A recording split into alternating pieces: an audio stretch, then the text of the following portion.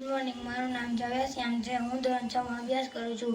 આજે હું તમને ગુરુ પૂર્ણિમા વિશે જણાવીશ. ગુરુ બ્રહ્મા ગુરુ વિષ્ણુ ગુરુ દેવો મહેશ્વર ગુરુ સાક્ષાત પરબ્રહ્મ તસ્મૈ શ્રી ગુરુવે નમઃ. ગુરુ પૂર્ણિમા એટલે ગુરુ અને શિષ્યના પવિત્ર સંબંધને ગાઢ બનાવતો પર્વ. ગુરુ પૂર્ણિમા સાચો પૂનમના દિવસે હોય છે. તેને વ્યાસ પૂર્ણિમા પણ કહે છે. ગુરુ તો સૂર્ય જેવા તેજસ્વી, ચંદ્ર જેવા ઠંડા અને ફૂલોના રાજા ગુલાબ જેવા સુગંધિત હોવા જોઈએ. ગુરુ માત્ર એક શબ્દ નથી, પરંતુ તે એક મંત્ર છે. ગુરુ એટલે અંધકાર અને રૂ એટલે પ્રકાશ. અજ્ઞાનરૂપી અંધકારમાંથી જ્ઞાનરૂપી પ્રકાશ તરફ જે લઈ જાય છે તે છે ગુરુ. ગુરુ બિન જ્ઞાન ના ઉપજે, ગુરુ બિન મીટે ના ભેદ.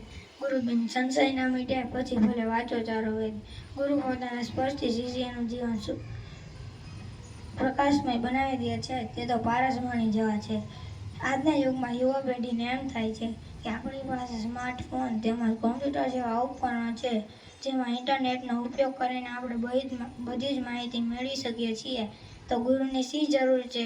પણ આજની પેઢી નથી જાણતી કે તે સળગાવ્યા વગરના દીપક તેમજ રંગ વગરના ચિત્ર જેવી છે. ગુરુ વિના જ્ઞાન નથી અને જ્ઞાન વિના કોઈ મહાન નથી. આપણા જીવનમાં ગુરુના 3 સ્થાન હોય છે. પેલું આપણા માતા પિતા, જે આપણને નાના હોય ત્યાંથી લઈએ મોટા થઈ ત્યાં સુધી બધું જ સમજાવે છે. બીજું છે આપણા ગુરુ, જે આપણને ભણાવી ગણાવી આગળ વધવાનો પ્રયાસ કરે છે.